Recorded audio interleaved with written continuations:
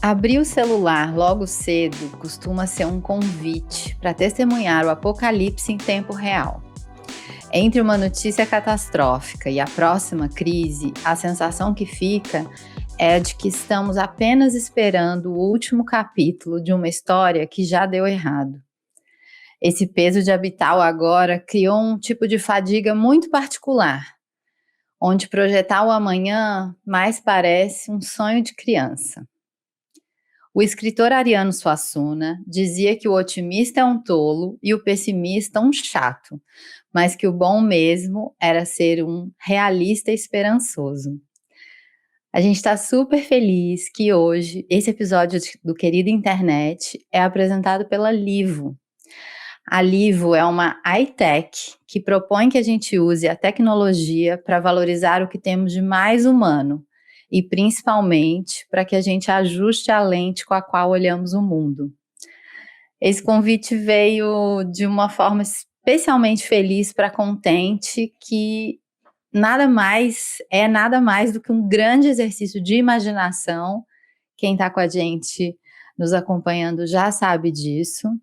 E hoje a gente vai conversar sobre o que acontece quando a gente para de apenas reagir ao desastre ali no scroll do celular e quando a gente ousa abrir espaço para sonhar e construir o futuro que a gente quer ver. Eu sou Luísa Voll, sou sócia fundadora, diretora criativa da Contente. Convidar minhas queridas Dani e Ilana também para se apresentarem.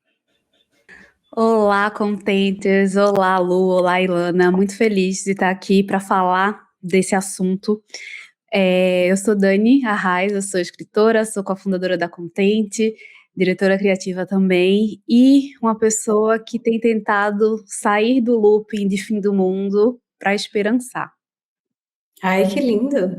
Eu sou Ilana Pires, jornalista e cientista de dados na Contente, pessimista em recuperação e, portanto, também ex-tuiteira, já que a gente fala de internet aqui, uma coisa tem super a ver com a outra. E lindo, né, o conceito de realista esperançoso, doida para aprender a ser.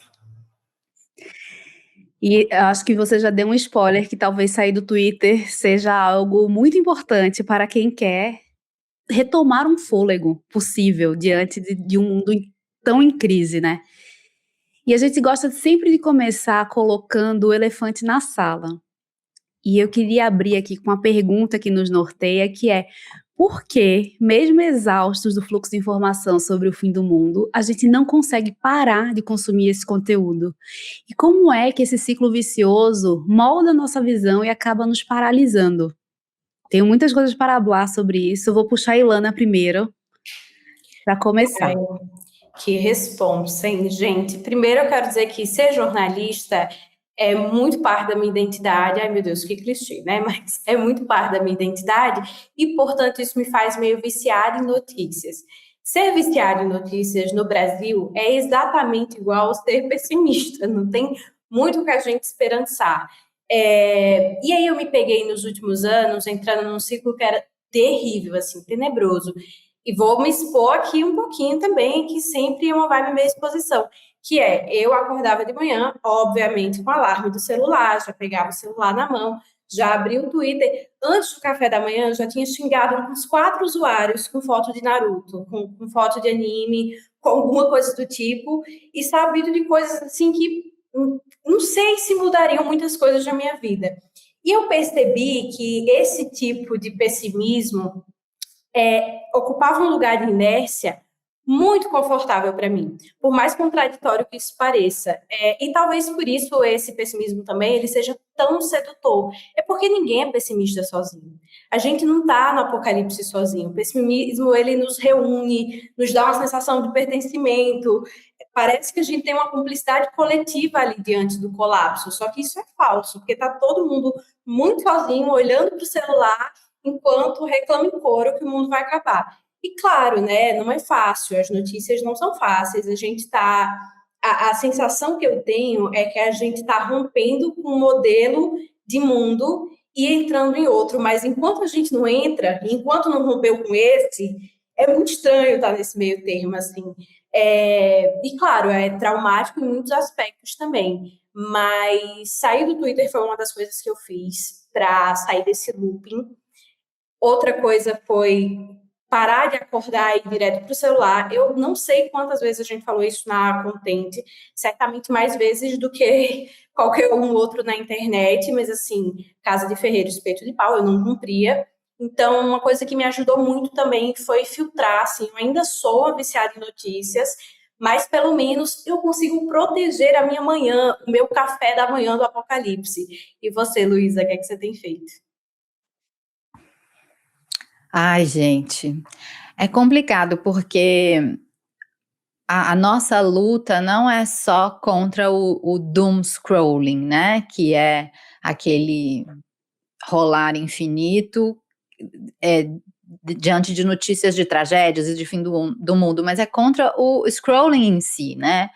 E aí a gente já sabe que são mecanismos feitos para nos viciar, e quanto mais apocalíptica a notícia, mais isso gera, né? Mais isso nos afeta e gera compartilhamento, engajamento. Então, assim, a indústria da economia da atenção é essa indústria que nos rouba do momento presente, e por ser tão eficiente ao mostrar notícias catastróficas, ela cumpre esse objetivo da pior forma possível. Então, nos deixa presos e com uma visão de mundo muito estreita, porque sim, tudo isso está acontecendo agora, mas, paralelamente, tem muitas outras coisas acontecendo que são silenciosas, né?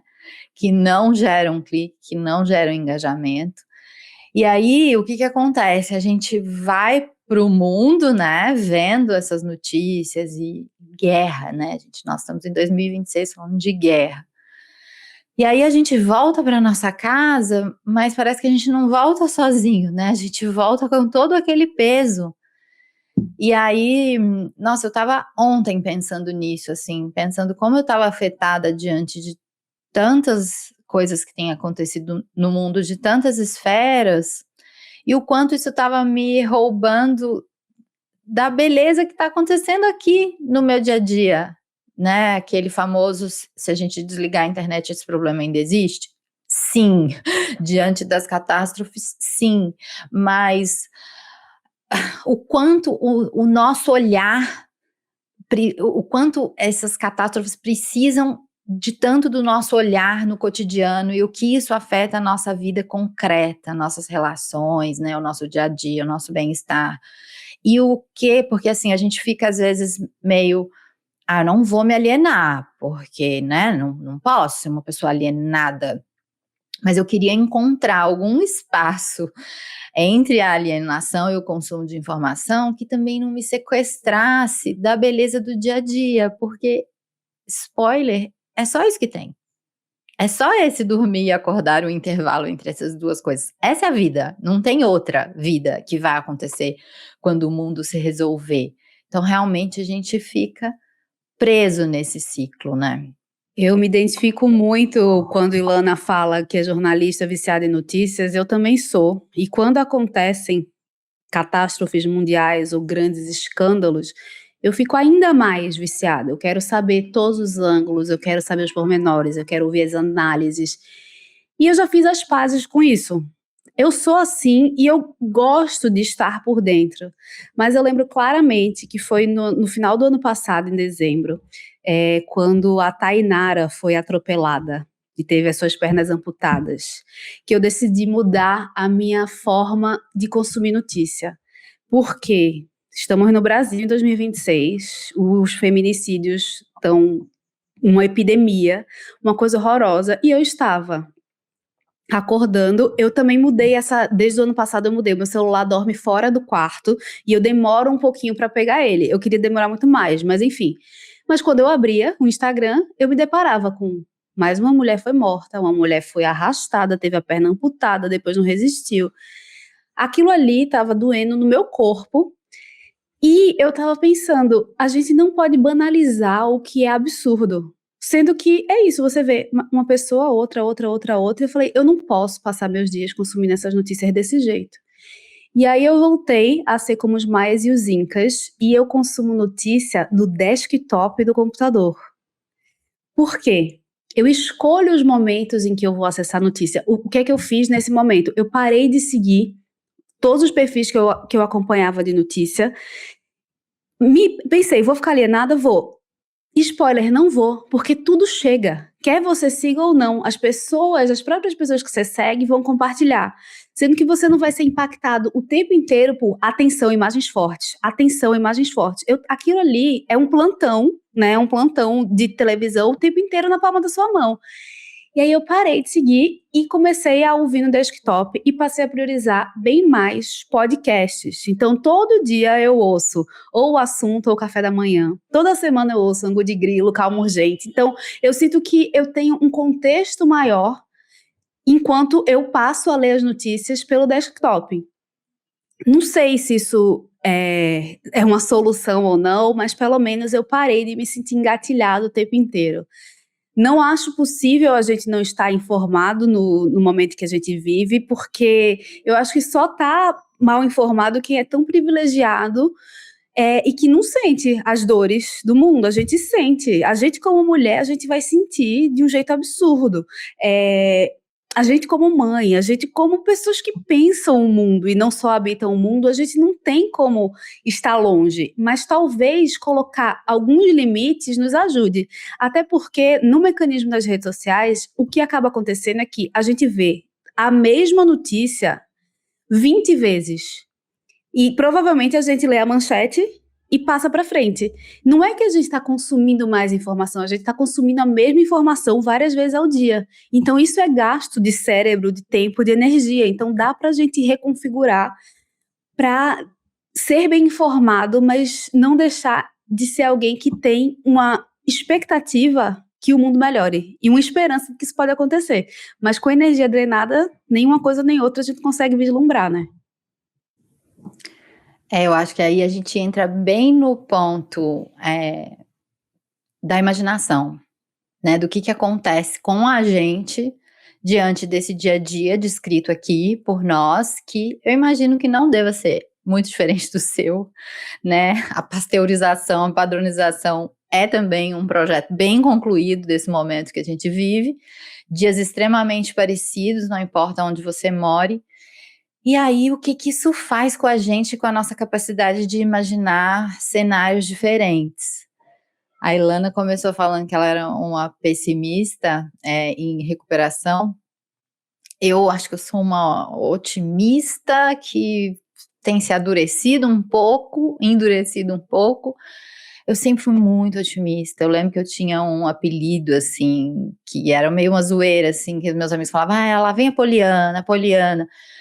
Eu não sei, eu nasci com esse chip, eu gosto de acreditar que as pessoas não tinham má intenção, as duas aqui sabem, sempre tentando apaziguar, vamos lá, pode ser bom, como vai ser, mas assim, já tomei muito na cabeça, né, então a gente vai tentando aí achar esse meio do caminho, mas essa essência otimista me trouxe muitas coisas lindas na minha vida, muitas coisas assim, muito importantes, porque tudo que existe, a gente gosta muito de falar isso na Contente, que tudo que você vê, que se toca, que você lê, tudo começou com a imaginação.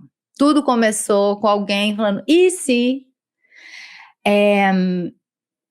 E a gente acha que isso caiu num lugar, acho que por conta desse contexto de mundo e, obviamente, das inúmeras dificuldades que a gente enfrenta todos os dias, num lugar de não tem jeito, não vai dar certo, não vale a pena. Assim, esse é o lugar comum e a gente observa muito isso, a gente faz muitos exercícios imaginativos on e offline e a primeira coisa que a gente sempre recebe é uma pré-fadiga. Eu acho muito curioso isso, assim. É uma coisa meio, tipo, pra quê? Qual é o ponto de fazer isso? Mas, sem imaginação não há solução. Não tem como. E muitas das coisas que me levaram em caminhos que eram improváveis, elas nasceram desse lugar da imaginação e da esperança que nasce quando a gente se move, né? Porque eu acho que a imaginação, ela tem esse ingrediente também do movimento. E aí eu acho legal a gente falar um pouco assim dessas armadilhas que a gente cai quando o assunto é imaginação, né? A gente tem o cinismo, que é um clássico assim, se você quer parecer uma pessoa inteligente, uma pessoa sagaz, uma pessoa esperta, adiciona uma pitada de cinismo que aí você resolve metade do seu problema, assim, porque você não precisa se implicar, né? A pessoa que está ousando imaginar uma coisa positiva, ela coloca o dela na reta. Ela se abre, né? Ela fala, eu acredito. E isso implica em algo. Já o cinismo e a desesperança não implica em nada. Eu posso continuar aqui quietinho no meu sofá sem fazer nada. E tem mais, você vira também uma espécie de futurologista do passado, porque tudo de pior que pode acontecer, você já imaginou na sua cabecinha, então você tá assim, eu avisei. É o grande eu avisei do planeta, da sua casa, do bairro, dos seus amigos. Eu percebi que eu tava virando essa chata, essa insuportável do eu avisei. Meu Deus, então se candidata à presidência vai resolver os problemas. Nem eu estava me suportando mais, assim. E aí eu acho que uma amiga minha que é muito, como diria Luísa, poliana também, ela é muito essa pessoa, ela tem esse apelido nos nossos amigos, ela me deu um livro que eu acho que salvou a minha vida, que é o livro o Mito do Normal, que é do Gabor Maté, incrível, que fala, o mito do normal, trauma, saúde, cura em um mundo doente. Hoje em dia, sendo que eu sou uma pessimista em recuperação, eu percebo que foi uma indireta. Mas olha como uma pessoa que sonha é sofisticada. Até na indireta, ela te salva. Então, até na indireta, a pessoa consegue te tirar da mesmice ali. E aí ela me deu esse livro, e esse livro eu até peguei aqui. Tem 2 frases muito boas. Garbô, se estiver ouvindo a gente, com certeza, porque eu acredito no potencial da nossa audiência, vou aqui falar em português brasileiro. Ele fala assim, imagine um mundo informado pelo trauma. Imagine sua própria família e comunidade. O trauma nem sempre pode ser conquistado, consertado ou resolvido, mas pode ser escutado, acolhido e amado. E no mesmo livro ele traz uma outra sobre trauma, que é: o trauma é a força invisível que molda as nossas vidas. Ele molda a maneira como vivemos, a maneira como amamos e a maneira como interpretamos o mundo. E foi aqui, parece que eu vi o coelho da Alice, sabe? O coelho branco que você vê uma vez e depois você não desvê mais. Eu tomei isso para mim numa forma que, assim, eu não quero ser a pessoa que encara o mundo com cinismo, porque, é insuportável, é chato pra caralho. 2, todas as políticas que deram certo, os movimentos de inclusão, que eu acredito e que eu endosso, começaram no sonho de alguém que foi tirada para Poliana, entendeu? No sonho de alguém que, tipo assim, era muito disruptiva e sonhadora para a própria época, ou sonhador, né, aqui, enfim. Então, todas as grandes mudanças sociais que a gente tem hoje em dia, e tem como direito, e tem como garantido, e que talvez nos assuste muito esse lugar como está agora, porque a gente está percebendo que nem isso é garantido, essas coisas nasceram na imaginação de alguém. E a gente tem muito esse preconceito também de achar que quem imagina e quem esperança é muito passivo, quando é completamente o oposto. Existe um esforço ativo gigantesco em você ser uma pessoa que, bombardeada pelas redes sociais, pelas notícias, pelo mundo que nós estamos, com consciência social, escolhe não ficar à mercê dessas coisas e fazer a diferença, mesmo que seja no seu microcosmos. Existe um poder gigante em ser essa pessoa, assim. E aí esse livro me acordou para esse cinismo que eu estava caindo, eu acho que foi uma das coisas também. Então, um beijo aí para minha amiga Laura, que me acordou do cinismo, com essa indireta diretíssima. Que legal, Vício. Eu fiquei pensando, assim, o quanto a gente incorpora esse cinismo na própria vida e na própria capacidade de realização. Eu estava lembrando que quando eu fui lançar meu livro, até lançar, o processo de antes, eu só pensava assim, Será que eu vou conseguir? Será que vai dar certo? Ah, mas não vai ser bom. Ah, mas vai ser ruim. Ai, mas vou fazer uma crítica negativa. Durante o processo de escrita, eu tentei me sabotar muitas vezes, ao ponto de que eu não me preparei para o cenário em que as coisas davam certo. E foi muito maluco, porque quando ele foi para o mundo, as pessoas começaram a ler. E aí eu comecei a fazer lançamento num canto, no outro. E a troca que aconteceu foi muito grande, eu não esperava. E eu estava relembrando isso recentemente, eu falei, olha que maluco, como pode ser a nossa cabeça, como ela pode preparar a gente para os piores cenários, mesmo quando você está colocando um sonho no mundo.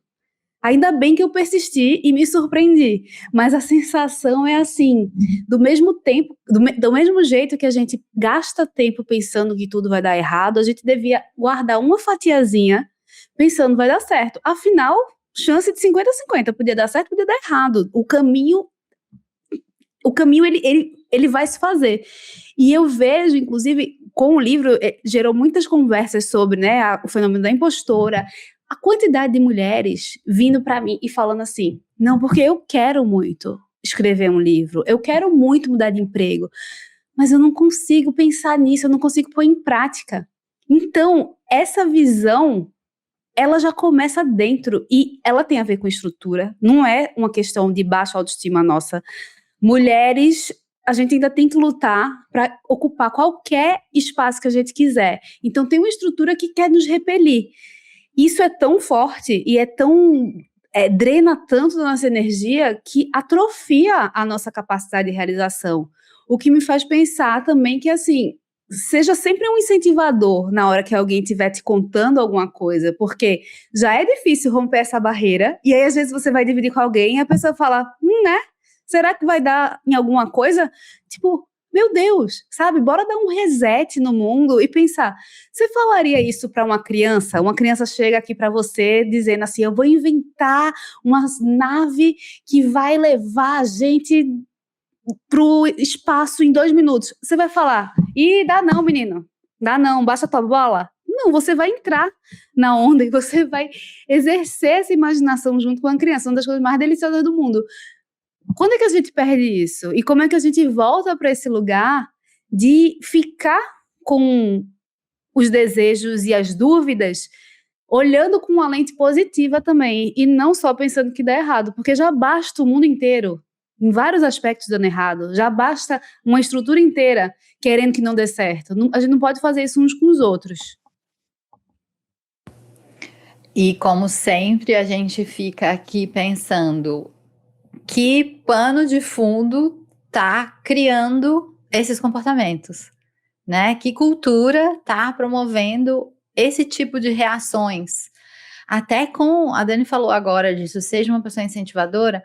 Nossa, tem uma coisa que me mata, é gente que abafa o sonho dos outros. Nossa, a gente não faz isso na minha frente, porque assim, eu acho de uma pequenez, mas infelizmente eu entendo porque, e eu gosto de fazer esse exercício, eu quero convidar aí quem está nos ouvindo agora a pensar quantas distopias e séries e filmes e livros e previsões de futuros catastróficos você já assistiu, já consumiu. Eu acho que é bem fácil a gente encher os dedos das duas mãos, assim, né? A gente sabe como o mundo pode acabar por tragédias climáticas, a gente sabe como isso pode acabar com governos autoritários, a gente sabe como a vida pode ser terrível para as mulheres de todas as formas. Isso já foi encenado em séries, no cinema, nos livros, deve estar sendo escrito agora por mais um tanto de gente, como as mulheres vão se ferrar cada vez mais no futuro. Agora para e pensa qual é o exemplo oposto que você tem. Que peça de cultura, que filme, que série, que livro que conseguiu te mostrar um mundo em que a gente estava bem. E aí, a Ilana chamou o Gabor Maté, né, se estiver nos ouvindo, alô Hollywood, entendeu? Cadê esse filme? A Esse gente filme pode que falar também mostra. alô cinema pernambucano. Alô, cinema nacional, entendeu? Alô, roteiristas desse Brasil. Assim, eu particularmente não aguento mais ver séries distópicas. As últimas eu já nem assisti. Eu Gente, tô de boa. e série que mulher se dá mal. Ó, eu tenho um desafio aqui, hein, para os homens. Eu desafio os homens a escrever uma série em que o sofrimento feminino não seja o único arco da história. Gente, chega, ninguém consegue imaginar uma mulher feliz. Que Não, negócio. Cara, Uma Batalha Após a Outra, né? O filme que ganhou o Oscar. A mulher, ela é apagada. Ela é o alvo de disputa, mas assim, você não tem nenhuma nuance. O que aconteceu com essa mulher? Que começa ali como uma grande revolucionária e de repente ela vira um alvo de disputa entre dois caras. E aí é isso, é machulência, sangue, tiro, porrada e bomba. Gente, é isso. E o impacto, né, de como essas narrativas vão moldando a nossa desesperança. Não tem como você ficar assistindo não tem um como. monte de coisa e você achando que vai dar certo. E isso, gente, agora eu com uma criança de 5 anos em casa, buscando entretenimento pra gente assistir junto. Ai, vamos ver um filme. Sabe, é tanta coisa de guerra e de luta. Então, assim, a gente realmente precisa de outros imaginários. Eu acho uma bobagem a gente pensar que essas outras histórias não vão ser sexy e divertidas o suficiente para conquistar algum espaço na cultura. E que se esse for o caso no início, que seja, mas assim, a gente precisa de outro pano de fundo para a gente crescer, sabe?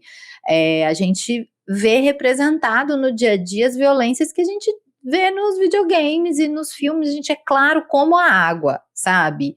Então, falando aqui sobre esse aspecto cultural, assim, eu acho que nós que estamos criando ativamente coisas, a gente precisa pensar nesse plano para oferecer contextos, porque o ato de imaginar, ele abre possibilidades. Imaginação é o primeiro passo de criação de futuro, não é um exercício em vão. Se você tem, ao lado de uma tragédia, pelo menos uma imaginação do que poderia ser diferente, você já tem alguma coisa. Você já consegue olhar e falar assim, isso não precisava ser assim. Você já tem um outro retrato. Então, a gente precisa construir esses outros retratos. A gente fala aqui, né, dos avanços do campo feminino e que, obviamente, muito atrasado, a gente precisa de muito, mas assim, foi por meio da gente conseguir enxergar esses outros exemplos que tantas mulheres foram se libertando. Né? E as primeiras que estavam ali capinando o mato para a gente poder caminhar, partiram de um exercício de imaginação, tipo, isso não pode estar certo, não deve ser essa vida que eu nasci para viver.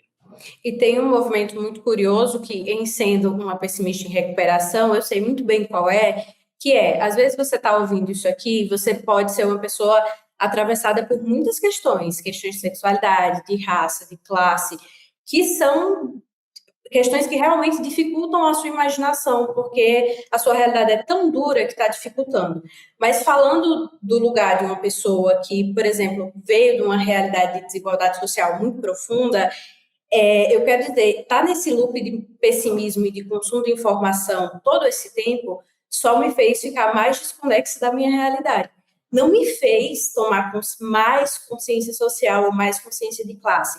Muito pelo contrário, me fez me afogar num ódio e numa porção de preocupações que eu não tinha controle nenhum sobre elas. Sei lá, sabe? Preocupações que estão literalmente do outro lado do planeta, que são extremamente válidas.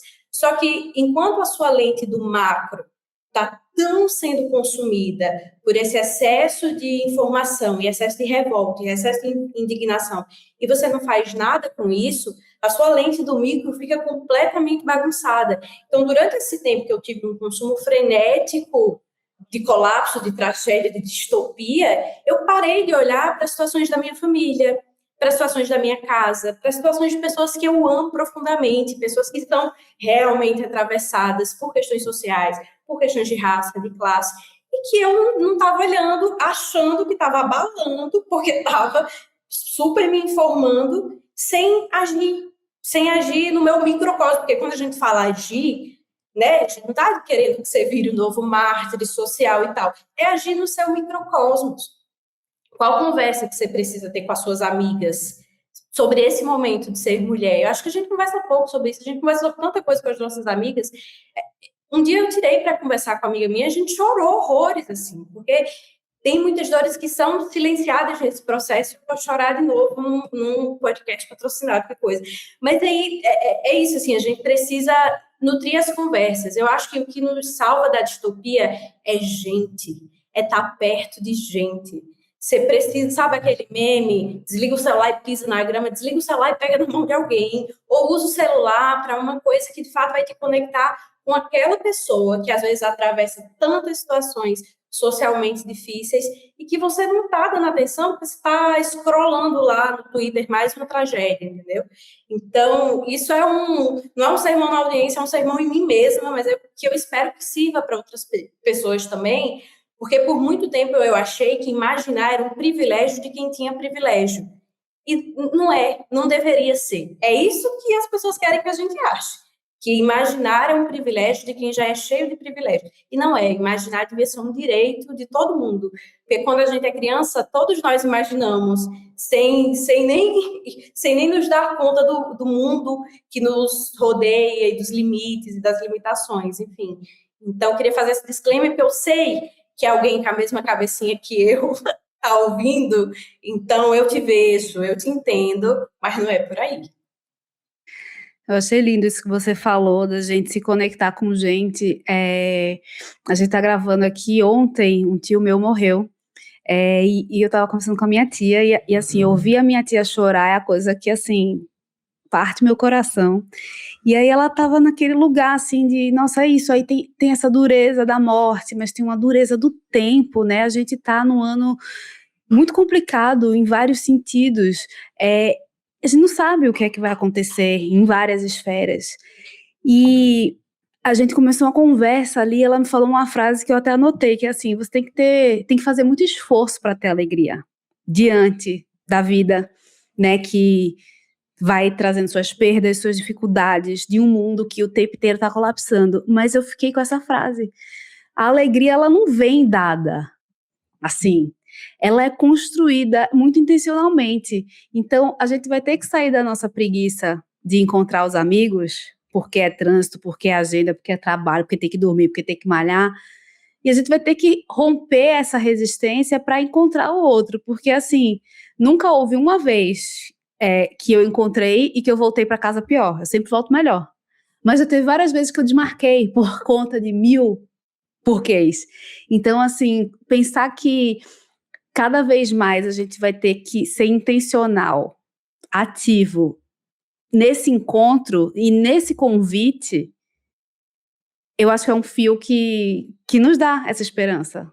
Ela ali no meio de uma dor muito grande conseguiu dizer essa frase, tá martelando na minha cabeça. É isso, a gente tem que fazer um esforço para buscar essa alegria num mundo que quer a gente colapsado, num mundo que quer a gente desesperançado, num mundo que quer a gente achando que a gente é máquina, com medo que a gente vai perder nossos empregos. E assim, é um futuro muito sombrio, sendo que todo dia uma criança acorda, a gente beija na boca, a gente ama, a gente vai num show, a gente lê um livro. Então, assim, o mundo continua tendo sua beleza, sua poesia, mesmo quando tantos homens brancos do norte global, principalmente, querem acabar com ele. Então, bora assumir que a gente encara, mesmo que a gente seja a turminha que vai ficar meio assim, ih, olha elas, lá vem elas, ou as Poliana, ou lá vem elas. Mas existe eu acho que primeiro é inevitável, eu acho que a gente não conseguiria não fazer. E segundo, existe assim, a gente vai encontrar os nossos, a gente vai encontrar um outro e outro e outro, e a partir desse miudinho a gente consegue fazer uma diferença. Quero aproveitar aqui, a Ilana deu a dica do livro O Mito do Normal, que eu não sabia que você tinha lido, eu sou apaixonada por esse livro, Ilana, tá? Assim, Daniela, leia, porque Gente, eu aí a vou ter gente que... Me vai empresta. ter que ler, você vai Vou ter ler. que ler. Mas também uma dica já batida na Contente, mas que eu acho que faz muito para o seu poder imaginativo e para ser um realista esperançoso, que é o Factfulness, que é o livro que fala sobre a capacidade de olhar o mundo, de tomar decisões com base em dados. Porque, gente, esse pessimismo todo que a gente acha, assim, que está enraizado dentro da gente, que a gente não consegue viver sem, ele está ancorado em uma percepção de mundo que muitas vezes pouquíssimo tem a ver com a realidade. O mundo, por mais que ele pareça essa coisa assim que já deu tudo errado, tem muita coisa melhorando o tempo inteiro. É muito importante que a gente não perca esse fio. E que a gente possa ajustar essa lente, né? Porque a imaginação, gente, ela vem de fábrica. Não é uma coisa que você precisa ir garimpar fora. Conviva por 5 minutos com qualquer ser na primeira infância. Você vai ver, não tem nenhum que não vai imaginar assim. A linguagem deles é a imaginação. Não tem, é o idioma onde a gente nasce. E a imaginação construiu tudo isso que a gente vive, né? Tudo. Então, é de uma potência muito grande da gente, de fato, ir limpando. E aí, nesse momento, assim, eu quero aproveitar e fazer um convite para a marca patrocinadora desse episódio, a Livo. E quero convidar o Jaime, que é CEO da Livo, para contar para a gente, assim, por que essa escolha, né, de trazer esse tema como marca. Então, vamos ouvir o Jaime. Escolhimos o tema realismo esperançoso porque é exatamente o que Livo é. Uma high-tech que acredita num futuro possível e que trabalha o dia inteiro para construir ele. O realismo esperançoso é não ser ingênuo, mas também não ser cínico. É olhar para o que tem de novo, tecnologia, AI, e usar isso para valorizar o que temos como mais humano. Na Livo, acreditamos na tecnologia como meio.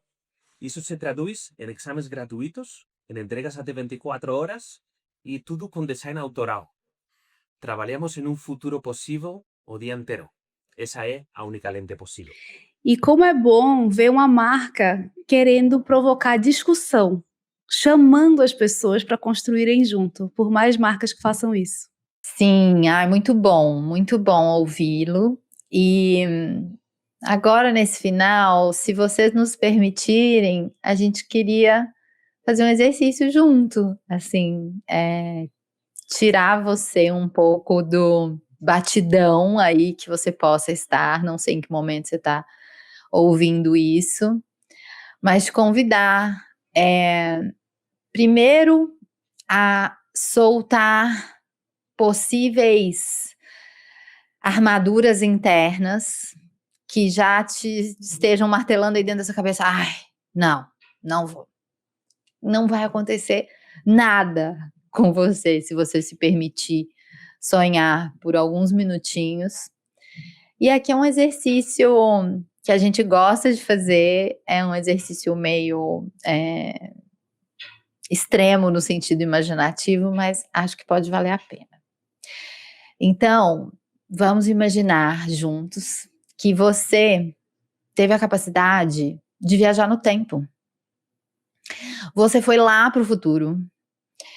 E quando você chegou lá, você pôde ver tudo o que estava acontecendo na sua vida, e aqui nós estamos falando só da sua vida, e quando você chegou nesse futuro, você estava muito bem, as suas relações estavam muito ricas, muito profundas, você estava vivendo num contexto social super harmonioso, as pessoas à sua volta também. E aí, quando você volta, você tem essa capacidade de voltar no tempo, que você possa contar para o seu eu do presente que caminho que você fez para chegar até esse lugar. que a sua vida estava tão boa, tão bonita, né? Como que estava o seu trabalho, como que eram suas relações, onde você morava, o que você fazia, como você se conectava com os outros, como você se sentia. E não sei, esse exercício costuma gerar frutos muito bonitos e que podem te dar pistas para ações muito concretas que qualquer distopia, e muito mais concretas que qualquer distopia que você possa assistir, vai te dar na sua vida.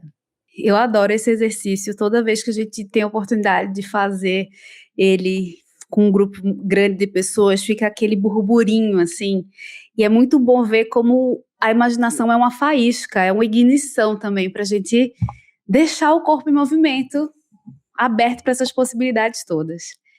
A gente já vai se encaminhando para o fim do nosso episódio, e eu queria recapitular um pouco, o que é que na prática a gente pode fazer? Acho que aqui já está claro que ficar um tempo longe do celular é muito importante. Cada vez mais difícil e cada vez mais fundamental. Experimenta colocar seu celular em outro cômodo da casa. Experimenta não acordar olhando para ele. Experimenta organizar a sua rotina, o seu cardápio de consumo de informação de um jeito em que você não se sinta soterrado, e sim que você consiga saber das coisas com contexto e talvez até com ferramentas de ação. E abre espaço na rotina para perceber o seu entorno, para recalibrar a prioridade, para escolher com mais intenção onde colocar energia, atenção e presença. E se junte com gente que não vai tirar onda da tua vontade de ver um mundo melhor, mas que vai dizer, eu quero ir junto. E aí, para a gente fechar, a gente quer deixar para vocês um convite para vocês completarem 2 frases. A primeira é, consigo enxergar um mundo que... Eu consigo enxergar um mundo em que crianças são prioridade absoluta e têm uma infância protegida de todos os males e conseguem crescer com essa imaginação para revolucionar o futuro. E aí eu quero convidar minhas amigas para responderem também. Eu consigo imaginar um mundo em que mulheres conseguem viver suas vidas plenas, com segurança, com saúde, crescendo, ocupando cargos, produzindo políticas públicas para outras mulheres, fazendo o mundo que a gente quer ver, né? Um pouquinho. Eu consigo enxergar um mundo em que o bem viver e os direitos humanos vêm sempre antes do capital. Muito bom. E a outra frase é, e eu posso ajudar a construir esse mundo quando? Eu posso ajudar esse mundo quando eu entro na brincadeira de uma criança e pauso o tempo para estar ali presente com o que mais importa. Eu posso ajudar a construir esse mundo quando eu consumo de mulheres, leio mulheres, voto em mulheres. Eu só não namoro mulheres, mas todo o resto eu estou fazendo. E eu posso ajudar a construir esse mundo agindo com essa coerência, né? Se esse é o mundo que eu quero ver e viver, então que seja eu a primeira que faça isso. E a gente quer muito ouvir você que está ouvindo esse podcast. Fala pra gente, deixa comentário aqui no podcast, em post do Instagram, a gente vai adorar te ler. E agora a gente chega ao fim do nosso episódio. E acreditar que as coisas podem funcionar exige um esforço ativo que o pessimismo não demanda. É um compromisso de quem decide ajustar a lente para enxergar além do óbvio e do catastrófico. A Livo nos lembra que investir em tecnologia e design só faz sentido se o objetivo final for potencializar a forma como a gente interage com o nosso entorno. Que esse episódio sirva como um convite para você limpar o que ainda está embaçado, deixar sua visão mais nítida e recuperar a audácia de desejar ser parte de algo melhor. O futuro só vai ser viável se a gente conseguir enxergar todo mundo. Essa é a única lente que realmente importa. Obrigada por caminhar com a gente em mais um episódio do Querida Internet. E não esquece de curtir o episódio, seguir o podcast no seu tocador favorito e compartilhar com quem precisa ouvir. Cada vez que vocês compartilham esse link e falam, ouve aqui, isso parece com você, isso ajuda a gente a chegar em mais gente. E agora é hora de tirar os olhos da tela e começar a construir o que a gente acabou de imaginar. Bora? Bora! Tchau, gente. Até a próxima. Até a próxima.